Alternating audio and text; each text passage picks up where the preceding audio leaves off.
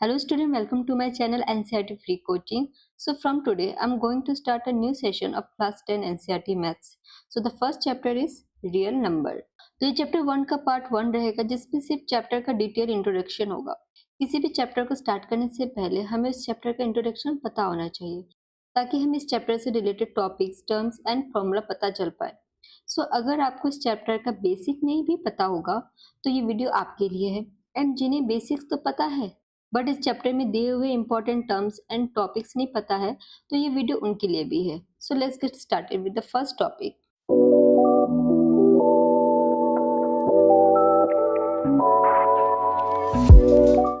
सो हमारे चैप्टर का नाम क्या है? Real number. तो रियल नंबर होते क्या है? सो यहाँ पर हमारा जो रियल नंबर है वो कितने पार्ट्स में है? 5 पार्ट्स में हमारे रियल नंबर होते हैं। फर्स्ट क्या है? Natural number, second whole number, 3 integers, 4 rational number and 5th is irrational number. Okay, so ये जो सारे नंबर सिस्टम है हम इसको एक एक करके देखेंगे। तो फर्स्ट क्या है हमारा? Natural number. These are the counting number starting from 1। तो जो हमारा काउंटिंग नंबर होता है 1 2 3 4 उसे हम क्या बोलेंगे? नेचुरल नंबर्स बोलेंगे। नेक्स्ट पॉइंट क्या है हमारा? Whole number. Includes 0 and all natural numbers. मतलब हमारा नेचुरल नंबर क्या था? 1 2 3 4 एंड सो ऑन। इसमें इंक्लूड करने क्या बोल रहा है? 0। तो अगर हम 0 इंक्लूड कर दे तो हमारा क्या हो गया? Whole number. Okay, next point है हमारा integers. Natural number are a subset of integer. Natural number without 0 are called positive integers and when written with a negative sign are called negative integers. Example -4 -3। से यहाँ पे हमारा definition में क्या बोला है कि natural number without 0 are called positive integers. Without 0 are called a positive integers. For an example, जैसे कि पॉजिटिव इंटीजर्स क्या हो गया हमारे? +1 +2 +3, ये हमारे क्या हो गया? Positive integers. अब बीच में हमारे क्या आता है? 0। और इसके लेफ्ट साइड में, ये राइट हैंड साइड हमारा पॉजिटिव इंटीजर जाता है और लेफ्ट हैंड साइड हमारा नेगेटिव इंटीजर्स जाता है। तो यहाँ पर हम क्या लिखेंगे? -1 -2 -3 -4, ये हमारे क्या हो गया? Negative integers. तो यहाँ पर हमारे डेफिनेशन में भी वही बोल रहा है कि natural numbers without 0 are called positive integers and when written with a negative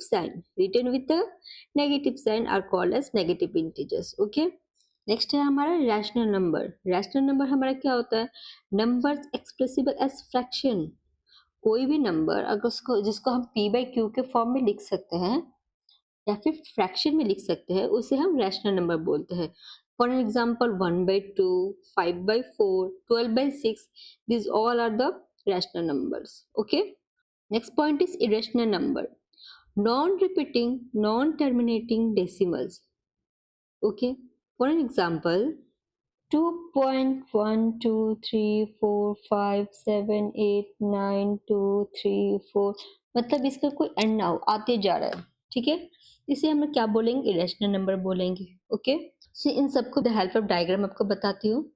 जैसे कि इस डायग्राम को देखिए, ये डायग्राम आपके लिए इनफ है समझने के लिए। ठीक है, मैं ये सब आपको डिटेल में इसलिए बता रही हूँ ताकि आपको जब ये सब टर्म आए, ये सब वर्ड आए, rational number, whole number, natural number, irrational number, integer, तो आपको मन में कोई डाउट ना हो कि हाँ इंटीजर्स में माइनस होता है, लेफ्ट साइड जाता है कि राइट साइड जाता है, रैशनल नंबर किसे बोल सकते हैं, इरेशनल नंबर किसे बोलेंगे हम। आपको उन दोनों को रैशनल और इरेशनल में आइडेंटिफाई करने में कोई प्रॉब्लम ना हो, इसलिए मैं आपको इसको थोड़ा डिटेल में बता रही हूँ। ठीक है, सो इस डायग्राम में हम लोग देख पा रहे हैं कि हमारा जो फर्स्ट यहाँ पर सर्कल उसमें क्या आ रहा है? नेचुरल नंबर आ रहा है। तो हमने क्या पढ़ा था? नेचुरल नंबर क्या क्या होता है? 1 2 3 4 5। तो हम यहाँ पर देख रहे हैं कि जो नेचुरल नंबर है वो होल नंबर के अंडर आ रहा है। हम लोग बोल सकते हैं ना कि all natural number is a whole number, क्योंकि होल नंबर में 1 2 3 4 आता है और इंक्लूड क्या हो जाता है? 0। सो अगर आपसे पूछा जाए कि 1 is a whole number, so yes we can say yes 1 is a whole number and natural number also. Next हमारा क्या है? इंटीजर्स। सो इंटीजर्स में हमारा क्या आ रहा है? होल नंबर भी आ रहा है, देखिए 0, नेचुरल नंबर 1 2 3 4, बट यहाँ पर हमारा नेचुरल नंबर भी आ रहा है, बट ये क्या हो रहा है? हमारा नेगेटिव में हो रहा है और इधर हमारा क्या आ रहा है? पॉजिटिव में आ रहा है। ठीक है, सो उसके बाद हमारा क्या इसके अंदर क्या आ रहा है? Rational number. मतलब रैशनल नंबर में हमारा इंटीजर्स, होल और नेचुरल सारे इंक्लूड होते हैं। जैसे कि हमारे रैशनल नंबर यहाँ पे देखिए काफी सारे रैशनल नंबर के एग्जाम्पल दिए हुए हैं। -1/7, मैंने क्या बोला था, कोई भी नंबर जिसको फ्रैक्शन में हम लोग लिख सकते हैं या फिर जो नंबर p बाई क्यू के फॉर्म में लिखा हो। ओके, बट आपको ये चीज याद रखना है कि q is not equal to 0। 2/0 लिखा है, इसका वैल्यू क्या हो जाएगा 2, जिसको क्या आप फ्रैक्शन में लिख सकते हैं, नहीं। तो आप यहाँ पर हमेशा याद रखिएगा कि q का जो वैल्यू हो वो 0 के इक्वल्स ना हो। सो यहाँ पे मैंने एग्जांपल दिया हुआ है -1/7। तो ये हमारा फ्रैक्शन के फॉर्म में है, p बाई क्यू के फॉर्म में है, बट ये नेगेटिव में है। तो it can be either positive और नेगेटिव ऑल्सो। सो यहाँ पर हमारा जो फ्रैक्शन है वो क्या है, नेगेटिव में है। नेक्स्ट हमारा फ्रैक्शन है 2/5। नेक्स्ट एग्जाम्पल क्या है, -0.25। बट अभी आप लोग बोलोगे, अभी तो आपने मैम बताया था कि कोई भी नंबर हमें फ्रैक्शन में होना चाहिए, p बाई क्यू के फॉर्म में होना चाहिए, बट ये तो p बाई क्यू के फॉर्म में है ही नहीं, बट ये हमारा डेसिमल के फॉर्म में है। सो अगर हमारा क्वेश्चन 0.25 है, इसको अगर हम फ्रैक्शन में लिखेंगे तो कैसे लिखेंगे, -25/100। डेसिमल के बाद कितने नंबर है, 2, यहाँ पे हमारे 2 0 आ गए, तो इसको हम फ्रैक्शन में लिख पा रहे हैं ना। हमारा क्या q का वैल्यू नॉट इक्वल टू 0 है, q का वैल्यू 0 आ रहा है, नहीं, तो हम इसको फ्रैक्शन के फॉर्म में लिख सकते हैं, ठीक है। इसलिए हमारा ये नंबर क्या हो गया, रैशनल नंबर हो गया। क्लियर। सो हमारा नेक्स्ट एग्जांपल क्या है, 0.3333। यहाँ पर देखिए ये क्या हो रहा है, बार बार रिपीट हो रहा है ना, तो हमारा रैशनल नंबर हो जाएगा। इसी तरह से हमारा काफी सारे रैशनल नंबर के एग्जाम्पल्स है यहाँ पर आप देख पा रहे हैं। तो नेक्स्ट है हमारा इरेशनल नंबर। इसमें फर्स्ट एग्जांपल क्या है, पाई। बट पाई को सुनते हुए आपके माइंड में एक क्वेश्चन आ रहा होगा कि पाई को तो हम लोग फ्रैक्शन के फॉर्म में लिखते हैं, p बाई क्यू के फॉर्म में लिखते हैं, क्या लिखते हैं, 22/7, है ना। बट इस 22/7 को अगर हम लोग सॉल्व करेंगे तो हमारा वैल्यू कितना आएगा, 3.141596 और आते ही जाएगा, एंडलेस है ना। तो ये हमारा कौन सा नंबर हो गया, इरेशनल नंबर। हमने पिछले भी ऐसे समझा था ना, तो हमारा पाई क्या हो गया, इरेशनल नंबर हो गया, ठीक है। √3 हमारा इरेशनल नंबर हो गया। -1.4597 ये आते जा रहा है, लेकिन जो ये हमारा नंबर है नेगेटिव में है। सो नंबर पॉजिटिव में हो या फिर नेगेटिव में, अगर कोई नंबर एंडलेस आते जा रहा है, इसका कोई एंड ही नहीं है, तो हमारा क्या हो जाएगा, इरेशनल नंबर हो जाएगा। ओके, सो नेक्स्ट है हमारा prime number and composite number. So हम यहाँ पे समझेंगे कि हमारा प्राइम नंबर्स क्या होता है एंड कॉम्पोजिट नंबर क्या होता है, दोनों को कंपैरिजन करके। ओके, सो हमारा डेफिनेशन क्या बोल रहा है, a number greater than 1 that has no positive divisor other than 1 and itself.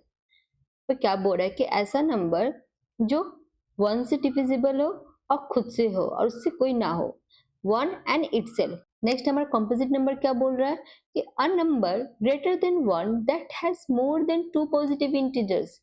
जैसे कि अब कोई नंबर जो 1 से ज्यादा हो और उसका जो डिविजिबल हो 2 से ज्यादा हो। हमारे प्राइम नंबर के एग्जांपल्स क्या है, 2, 3, 5, 7, 11, 13, 17। और हमारे कॉम्पोजिट नंबर के एग्जांपल्स क्या हो गए, 4, 6, 8, 3, 10, 12 एंड 14। ओके, कैरेक्टरिस्टिक्स क्या है, only 1 and itself divided it, has multiple divisors besides 1 and itself. Okay, just ना हमने यही समझा है। Factoring cannot be factored into other number besides 1 and itself. But यहाँ पर क्या बोल रहा है, कॉम्पोजिट नंबर में can be factored into prime numbers. Example 6 2 × 3। जैसे कि अगर 6 हम फैक्टर करेंगे तो हमारा क्या होगा, 2 × 3। 2 is also prime number, 3 is also prime number, इसलिए यहाँ पर क्या बोल रहा है, can be factored into prime numbers. Okay, next क्या हमारा बोल रहा है, इवन और odd. 2 is only the even prime, all others are odd. So जितने भी हमारे प्राइम नंबर्स होंगे इसमें से सिर्फ 2 ही हमारा क्या होता है, एक इवन प्राइम नंबर होता है। बाकी जितने भी हमारे प्राइम नंबर्स होते हैं सारे क्या होते हैं, ऑड होते हैं। Whereas हमारे कॉम्पोजिट नंबर में कैन बी इवन और ऑड, हमारा इवन भी हो सकता है और ऑड भी हो सकता है। ओके, नेक्स्ट क्या है हमारा, हमारा जो चैप्टर है जिसमें पॉजिटिव इंटीजर्स कितने पार्ट्स में डिवाइडेड किए गए हैं, 2 पार्ट्स में। ओके, यहाँ पर 2 एल्गोरिदम यहाँ पर बताया गया, थ्योरम बताया गया है। एक है यूक्लिड्स डिवीजन एल्गोरिदम और एक है फंडामेंटल थ्योरम। सो पहले हम लोग यूक्लिड्स डिवीजन एल्गोरिदम समझेंगे, उसके बाद हम लोग फंडामेंटल थ्योरम समझेंगे। सो फर्स्ट हमारा क्या है, यूक्लिड्स डिवीजन। यहाँ पे क्या बता रहा है कि Euclid's division algorithm, as the name suggest, has to do with divisibility of integers stated simply It says any positive integers a can be divided by another positive integers b in such a way that it leaves a remainder r that is smaller than b. Many of you probably recognize this as the usual long division process. Although this result is quite easy to state and understand, it has many applications related to the divisibility properties of integers. We touch upon a few of them and use it mainly to compute the HCF of two positive integers. यहाँ पे क्या बोल रहा है? It says any positive integers a can be divided by another positive integers b. कोई भी a number अगर b से डिवाइड हो रहा है तो रिमाइंडर क्या बच रहा है? r that is smaller than b, जो b से छोटा हो रहा है. ओके, चलिए हम लोग इसको और डिटेल में समझते हैं. तो इसका फॉर्मूला क्या होता है कि dividend equals to division multiply quotient plus remainder. So हमारा डिविडेंड क्या हो जा रहा है? ए, डिविजर क्या हो जाएगा? बी, क्वोटिएंट हमारा क्यू रहेगा और रिमाइंडर हमारा क्या हो जाएगा? आर. इसे हम लोग एक एग्जाम्पल के थ्रू समझते हैं ताकि आपको और अच्छे से समझ में आएगा. सो मैं स्लाइड को यूज कर रही हूँ एज अ रफ. ओके, सो मैं एग्जाम्पल लेती हूँ. मैं एक 64/42. सो हमारा फॉर्मूला क्या था? डिविडेंड. तो डिविडेंड हमारा क्या हो जाएगा? 64. सो 64 इक्वल्स टू डिविजर. डिविजर हमारा क्या हो जाएगा? 42. सो 42 मल्टीप्लाई क्वोटिएंट. तो हमारा क्वोटिएंट क्या हो जाएगा? 42 वन जा 42 प्लस हमारा रिमाइंडर कितना बचेगा? 22. ओके, सो नेक्स्ट प्रोसेस में हमारा क्या हो जाएगा? 42 हमारा क्या हो जाएगा? डिविडेंड हो जाएगा और हमारा डिविजर कितना हो जाएगा? 22. Okay, so again multiply quotient हमारा क्या हो जाएगा? 1 और रिमाइंडर हमारा कितना बचेगा? 20. सेम प्रोसेस करेंगे. हमारा 22 क्या हो जाएगा? डिविडेंड हो जाएगा. सो 22 इक्वल्स टू 20. हमारा रिमाइंडर क्वोटिएंट क्या हो जाएगा? 1 और रिमाइंडर कितना बचेगा? 2. अगेन हमारा डिविडेंड क्या हो जाएगा? 20 हो जाएगा और डिविजर हो जाएगा हमारा 2. सो मल्टीप्लाई हमारा क्वोटिएंट कितना हो जाएगा? 2 10 जा 20. रिमाइंडर कितना बचा? 0. सो 2 हमारा एचसीएफ हो गया 64 एंड 42 का. ओके, सो इस मेथड को हम लोग क्या बोलेंगे? Euclid division method. Okay, clear है ना? सो नेक्स्ट है हमारा फंडामेंटल थ्योरम ऑफ अरिथमेटिक. क्या बोल रहे हैं यहाँ पर? Every composite number can be written as a product of prime. तो बोल रहा है कि कोई भी कॉम्पोजिट नंबर हो उसको हम प्रोडक्ट किस में लिख सकते हैं? प्राइम नंबर में लिख सकते हैं. ओके, एग्जाम्पल क्या दिया है? 96 एंड 404. नेक्स्ट हमारा क्या है? Prime factorization. तो इस चैप्टर में आपको यहाँ पर प्राइम फैक्टराइजेशन भी मिलेगा. तो प्राइम फैक्टराइजेशन क्या है? जस्ट नाउ हमने समझा था. तो चलिए इसको सॉल्व करते हैं. सो हमारा क्वेश्चन क्या है? 32,760. इसका क्या करना है? प्राइम फैक्टराइजेशन करना है. सो 32,760 ये क्या है? हमारा लास्ट डिजिट क्या है? इवन में है, मतलब 2 से जाएगा. सबसे स्मॉलेस्ट प्राइम नंबर लेना है. तो 2. सो 2 1 जा 2, 1 चला गया, 2 6 जा 12, 2 3 जा 6, 1 चला गया, 2 8 जा 16 एंड 0. सेकंड लास्ट का नंबर इवन है तो 2 से जाएगा. 2 8 जा 16, 2 1 जा 2, 2 9 जा 18, 0. लेकिन लास्ट का डिजिट हमारा क्या है? 0 है, तो अगेन 2 से ही जाएगा. सो 2 4 जा 8, 1 तो 2 से छोटा है तो यहाँ पर 0 आ गया. 19 हो गया अब हमारा. सो 2 9 जा 18, 2 5 जा 10. अब हमारा जो लास्ट का डिजिट है वो क्या है? ऑड है. ओके, तो 2 से तो जाएगा नहीं. 5 है तो इट मीन्स 5 से ही जाएगा. सो 5 लेके करते हैं. 5 8 जा 40, 5 1 जा 5, 4 गया 5 9 जा 45. सो लास्ट का डिजिट हमारा 9 है तो इसको हम लोग 3 से ट्राई करते हैं. 3 2 जा 6, 3 7 जा 21, 3 3 जा 9. अगेन लास्ट का डिजिट हमारा 3 है तो 3 से ट्राई करते हैं. 3 9 जा 27, 3 1 जा 3. सो 91 किसके टेबल में आएगा? 7. तो 7 1 जा 7, 7 3 जा 21. ओके, एंड नाउ 13 इज 13 के खुद इटसेल्फ आता है. 31 जा 30. 32,760 का हमारा फैक्टर क्या क्या आया? 2 मल्टीप्लाई 2 हमारा कितना टाइम रिपीट हो रहा है? 3 टाइम. के बाद 3 हमारा 2 टाइम रिपीट हो रहा है. मैं इसको असेंडिंग ऑर्डर में लिखते जा रही हूँ. ओके, सो 5 मल्टीप्लाई 7 मल्टीप्लाई 13. ओके, इसको हम लोग कैसे लिखेंगे? 2 कितना टाइम रिपीट हो? 3 टाइम, तो 2 का क्यूब.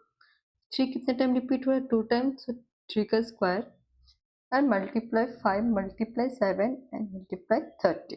ओके, तो इसको हम इस तरह से लिखेंगे. नेक्स्ट हमारा क्या है? HCF and LCM using prime factorization. यहाँ पर हमारा क्वेश्चन क्या है? 96 एंड 404. तो हमने यहाँ पर देखा था, हमें एग्जांपल एक मिला था फंडामेंटल थ्योरम अरिथमेटिक में 96 एंड 404. तो इसको मैं यहाँ पे एक्सप्लेन करती हूँ. तो 96, 96 का हमें क्या करना है, प्राइम फैक्टराइजेशन करना है। क्या ऐसा फैक्टर करना है जो टू प्राइम नंबर्स का फैक्टर होना चाहिए। सो लास्ट का डिजिट क्या है, इवन है तो हम 2 से लेंगे। 2 4 जा 8, 1 के 2 8 जा 16, 2 2 जा 4, 2 4 जा 8, क्योंकि हमारा लास्ट का डिजिट इवन है इसलिए मैं यहाँ पर लोएस्ट सबसे स्मॉलेस्ट नंबर 2 ले रही हूँ। ओके, सो 2 1 जा 2, 2 2 जा 4, अगेन इवन है, सो 2 6 जा 12, अगेन इवन है तो 2 3 जा 6, अगेन 3 1 जा 3। ओके, नेक्स्ट है हमारा 404। सो लास्ट का डिजिट इवन है तो अगेन हम 2 से लेंगे, 2 2 जा 4, 0 2 2 जा 4, इवन है तो फिर अगेन हम 2 से लेंगे, 2 1 जा 2, 2 1 जा 2, बट ये 1 and 1 से सिर्फ डिविजिबल है। सो हमारा 96 का फैक्टर क्या क्या आ रहा है, 2 मल्टीप्लाई 2 मल्टीप्लाई 2 कितना टाइम रिपीट हो रहा है, 5 टाइम्स एंड 3, एंड 4 and 4 का हमारा फैक्टर क्या क्या आ रहा है, 2 मल्टीप्लाई 101। सो हमारा एचसीएफ क्या हो जाएगा, 2 2, so 2 multiply 2 is 4, and LCM क्या हो जाएगा हमारा, 2 multiply 2 and 2 multiply 2 multiply 2 multiply 101। Okay, so इसको हम मल्टीप्लाई करते हैं, 2 2 जा 4, 4 2 जा 8, 8 2 जा 16, 16 2 जा 32, 32 3 जा, सो 32 3 जा, 3 2 जा 6, 3 3 जा 9, एंड क्या है हमारा, सो 32 3 जा 96, 96 को मल्टीप्लाई किससे करना, 1 and 1 से। सो यहाँ पर मैं करती हूँ, यहाँ पर करती हूँ 1 and 1 को 96 से, 6 1 जा 6, 0 6 1 जा 6, 9 1 जा 9, 0 9 1 जा 9, क्या आया हमारा 6969। सो हमारा आंसर क्या जा रहा है, 9696। ओके, सो हमारा एलसीएम हो गया। क्लियर, अगर आपको कोई भी डाउट हो रहा है तो मुझे कमेंट सेक्शन में आप मुझसे पूछ सकते हैं। सो नेक्स्ट है हमारा relation between HCF and LCM. So यहाँ पर हमें एलसीएम और एचसीएफ के बीच रिलेशन पता करना है। ओके, सो यहाँ पर हम प्रीवियस नंबर एग्जांपल ले रहे हैं 96 एंड 404। ओके, सो 96 हमारा क्या हो गया फर्स्ट नंबर, 404 हमारा क्या हो गया सेकेंड नंबर, और एचसीएफ हमारा कितना आया था 4। ओके, सो यहाँ पे एचसीएफ हमारा 4 हो गया। अब हमें क्या बोल रहा है, फाइंड एलसीएम। सो अगर हम सारे नंबर को इस फॉर्मूला में पुट करेंगे सो हमें एलसीएम का वैल्यू पता चल जाएगा। सो हमारा क्वेश्चन क्या था, फर्स्ट नंबर, तो फर्स्ट नंबर हमारा कितना है 96, मल्टीप्लाई सेकंड नंबर हमारा कितना है 404, इक्वल्स टू एलसीएम। एलसीएम तो हमें नहीं पता, हमें तो एलसीएम फाइंड करना है। सो हम एलसीएम वैसे ही लिखेंगे, मल्टीप्लाई एचसीएफ कितना है 4। सो 4 मल्टीप्लाई में इधर आएगा तो क्या हो जाएगा divide, so 96 multiply 404 by 4 equals to LCM। यहाँ पे साइड में करते हो LCM equals to, अब इसको हम लोग कट करेंगे, 2 2 जा 4, 2 2 जा 4, 0 2 2 जा 4। ओके, अगेन 2 1 जा 2, 0 2 1 जा 2, तो हमारा ऊपर क्या बच रहा है 96 मल्टीप्लाई 101। अगर इसको मल्टीप्लाई करेंगे तो हमारा आंसर क्या आ जाएगा 9696। इट मीन्स 9696 हमारा क्या आ गया एलसीएम आ गया, और यहाँ पर भी हमारा एलसीएम कितना आया था 9696। सो हम लोग इस मेथड से भी एलसीएम का वैल्यू फाइंड आउट कर सकते हैं।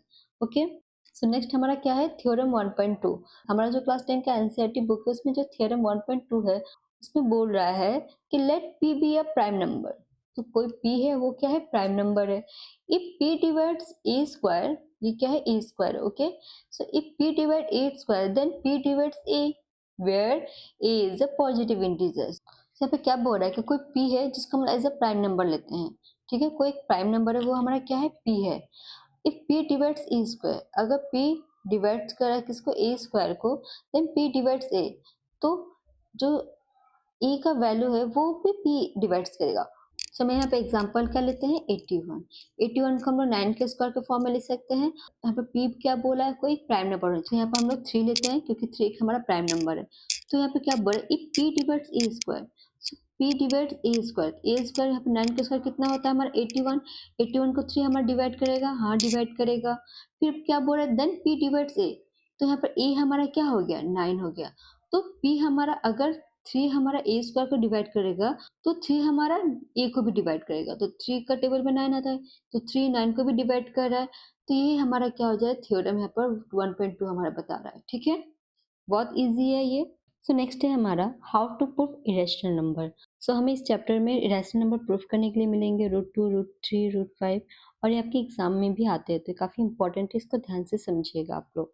ओके, सो यहाँ पे हमें √2 को इरेशनल नंबर प्रूफ करना है। तो इसको प्रूफ करने का एक मेथड होता है जिसे कॉन्ट्राडिक्शन मेथड बोला जाता है। इस मेथड में हमें बिल्कुल ऑपोजिट करना होता है। क्वेश्चन तो इरेशनल नंबर प्रूफ करने के लिए दिया है, बट हम √2 को रैशनल नंबर एज्यूम करके सॉल्व करेंगे। ओके, और एट द एंड वो नंबर रैशनल नहीं होता है तो वो एक इरेशनल नंबर हो जाएगा। ओके, सो फर्स्ट हम यहाँ पर एज्यूम करेंगे कि √2 हमारा रैशनल नंबर है, जिसे हम p/q के फॉर्म में भी लिख सकते हैं या फिर a/p के फॉर्म में भी लिख सकते हैं, जो फ्रैक्शन में हो। सो अपन एज्यूम क्या करेंगे, let us assume the contrary that √2 is rational। Okay, so हम √2 को क्या लिखेंगे, एज अ फ्रैक्शन फॉर्म में लिख सकते हैं कि let √2 is equals to a/b। Okay, so bracket में हम लिखेंगे a and b are coprime. अब कोप्राइम क्या होता है मैं आपको समझाती हूँ। कोप्राइम वो नंबर है जो सिर्फ 1 से ही डिविजिबल हो। तो यहाँ पे बोल रहा है कि जो a/b है वो किससे डिविजिबल हो, 1 से ही डिविजिबल हो रहा है, सिर्फ 1 से ही डिविजिबल हो। ओके, इसका मतलब इनके 1 के अलावा दूसरा कोई फैक्टर नंबर नहीं होता है। सो हम यहाँ पे क्या कर सकते हैं, क्रॉस मल्टीप्लीकेशन कर सकते हैं ताकि हमें एक इक्वेशन क्रिएट हो जाएगा। सो √2 b इक्वल्स टू a, हम यहाँ पे क्या कर दिए, क्रॉस मल्टीप्लीकेशन कर दिए। नेक्स्ट रूट को हटाने के लिए क्या करेंगे, squaring both side. So √2 b whole square equals to a square, bracket में क्या लिखेंगे, स्क्वायरिंग बोथ साइड। ओके, जब हमारा क्या आ जाएगा, 2b square equals to a square. से हमारा क्या हो गया, फर्स्ट इक्वेशन हो गया। सो इस फर्स्ट इक्वेशन से हमारा कंक्लूजन क्या निकल रहा है, तो जो हमारा a स्क्वायर है उसका फैक्टर हमारा इस साइड हो सकता है, मतलब इसका जो फैक्टर है वो 2 भी हो सकता है, b स्क्वायर भी हो सकता है। मतलब 2 हमारा a स्क्वायर का भी डिविजिबल है एंड b स्क्वायर भी हमारा a स्क्वायर का डिविजिबल है। तो यहाँ पर हम लोग क्या लिख सकते हैं एज ए कंक्लूजन ब्रैकेट में कि a square is divisible by 2 and a is also divisible by 2। Okay, सो हमारा ये कंक्लूजन निकल रहा है। तो ये हमारा क्या हो गया, इक्वेशन नंबर 1 हो गया। सो नेक्स्ट मैं ऐसे लिख सकती हूँ कि a equals to 2c। a का अगर फैक्टर 2 है तो c भी हमारा इसका फैक्टर होगा, मतलब c को एक इंटीजर से। तो हम ब्रैकेट में क्या लिखेंगे यहाँ पर, c is an integers। Okay, so यहाँ पर a का वैल्यू हमारा क्या था, a का वैल्यू हमारे यहाँ पर क्या था, 2b स्क्वायर। अगर a स्क्वायर a का वैल्यू हमारा क्या था, 2b स्क्वायर। तो यहाँ पर क्या लिखेंगे, 2b स्क्वायर। तो a स्क्वायर का वैल्यू था 2b स्क्वायर, तो अगर हम a स्क्वायर यहाँ पे भी करेंगे तो इसका वैल्यू क्या हो जाएगा, 2c होल स्क्वायर। तो इसको हम कैसे लिखेंगे, 2b square equals to 4c square. इसको कट करेंगे 2, so b square equals to यहाँ पर हमारा क्या आ जा रहा है, 2c स्क्वायर आ जा रहा है। ओके, अगेन हमारे यहाँ पे क्या हो रहा है, b का फैक्टर 2 भी हो सकता है और c भी स्क्वायर हो सकता है। सो हम ब्रैकेट में क्या लिखेंगे, b square is divisible by